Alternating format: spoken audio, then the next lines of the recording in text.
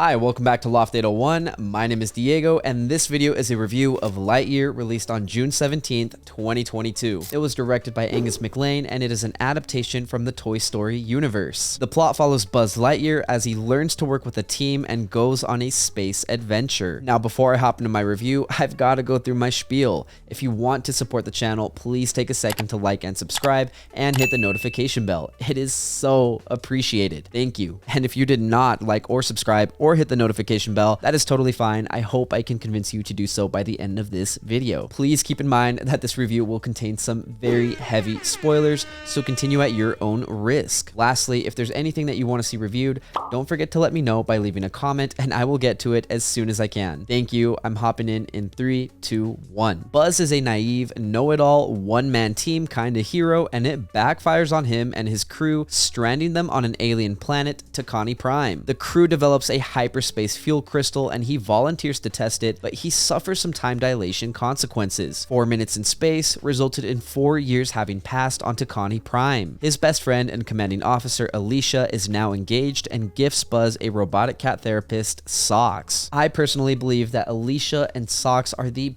best characters in the film, hands down. Alicia is a wise and kind lady offering Buzz sage advice. It is so clear how much she cares about him. On the other hand, Socks is the embodiment of everything wrong and right with AI. He is a goofball with moments of intelligence and provides good comedic relief to the movie. Alicia initially wanted to return home to Earth, but she accepted her fate and chose to create a life on Takani Prime. She encouraged Buzz to do the same, but his stubbornness and desire to complete his mission prevent him from doing so. He continues to test a fuel crystal, and after each test, his friend is noticeably older, and her life is richer. After a dozen failed flights, Buzz discovers that Alicia has died of old age and has left him a recording. I thought Alicia's death was the most impactful moment in the movie because it reminded me of how we should think about our friends and family and cherish the time that we have with them. One day, they won't be here. Alicia's death nearly breaks Buzz and forces him to reevaluate his priorities, but his stubbornness wins out. He does one final test run and skips 22 years into the future, where he meets Izzy, the grown-up granddaughter of Alicia. The colony on Takani Prime is being attacked by an army of robots, so Izzy and 2 other cadets, Mo and Darby, try to destroy the cruiser the robots are coming from. It becomes painfully obvious the cadets are incompetent, so Buzz gets involved. Throughout the movie, Buzz slowly learns the value of working with a team. Unfortunately, he gets captured by the leaders of the robot, Zurg. In a huge plot twist, Zurg reveals he is an older alternate version of Buzz, where he tried to save the colony, but they tried to arrest him for defying orders. It's an interesting multiverse twist, but it feels a little shoehorned in. I don't know, maybe it's because the concept of the multiverse is hot right now?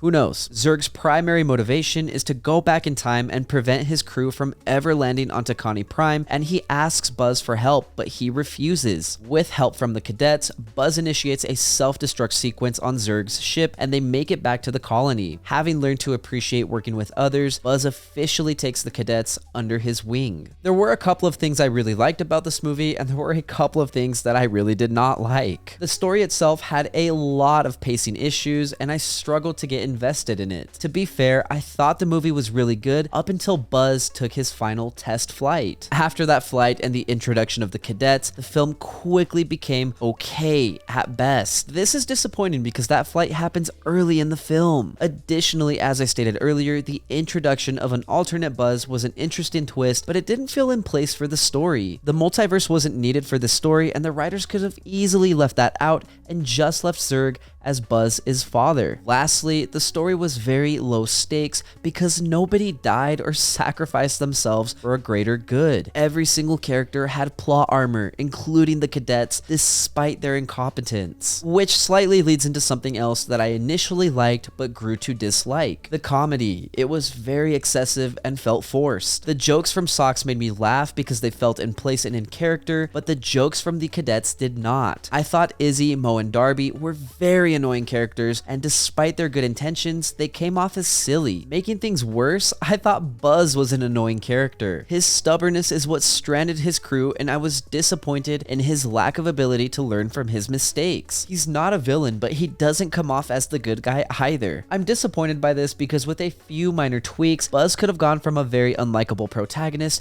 to a very likable underdog. Before I move on, I do want to commend Chris Evans for his voice acting. I thought he did great as Buzz. One final thing that I didn't like about this film is that it couldn't decide on a tone to pursue. The movie didn't know what kind of movie it wanted to be. It tried to come off as a serious space adventure, which I really liked, but then the dialogue would undermine the tone. I don't mind comedy in serious movies if it's done right, but it was not done right in this one. It was very distracting and it took away from emotional moments. As a viewer, let me ponder and think about what is happening before you make some dumb joke. Moving on to things that I liked about this film, I thought the score and soundtrack were phenomenal. They felt so in place and elicited the wonder I was hoping to experience in this movie. The score satisfied my itch for a space odyssey. I also enjoyed how, unlike the comedy, the score and soundtrack never downplayed serious moments. They helped me feel bad for Buzz, they helped me feel sad about Alicia, and they helped create suspense when needed. They were absolutely amazing. I also really enjoyed the animation. I thought the animation style was extremely beautiful and I appreciated the effort that was put into it. This film is easily one of the prettiest movies to come out in 2022. The space and the stars were very stunning. The wildlife on Takani Prime was enchanting. The facial expressions on each character as they experienced different emotions was realistic. There was a lot of attention to detail and I really loved it. Also, I really loved the Space Ranger suits. For some reason, they reminded me of Spartans from Halo and gave me a bit of nostalgia. One final thing that I really enjoyed about this movie is that it didn't really have anything to do with Toy Story. I love that the film could be told separately and stand on its own 2 feet without relying on Toy Story for plot development. Obviously, the characters are from the Toy Story universe, but the Woody and Buzz that we know aren't tied into this film. I like that because it gives this movie room to breathe.